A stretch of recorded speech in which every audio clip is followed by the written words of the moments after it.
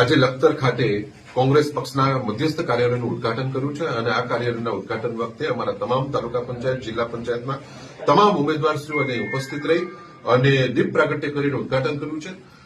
પક્ષના બધા જ વરિષ્ઠ આગેવાનો પણ ઉપસ્થિત છે। અમારા માટે ખૂબ ખુશીની વાત છે।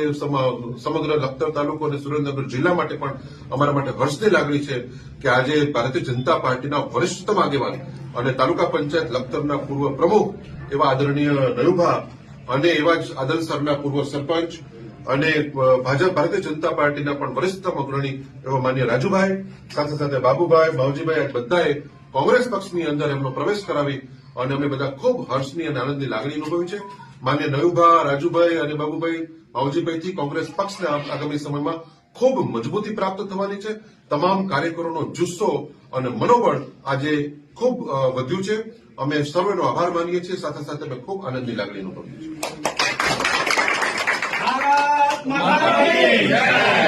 ભારત માતા કી જય।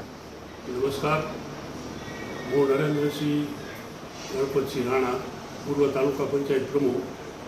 ભાજપમાંથી રાજીનામું દેવાનું મારું એક જ કારણ હતું કે ભાઈ સતત સિનિયરોની અવગણના, ક્યાંય વિશ્વાસમાં લેવા નહીં।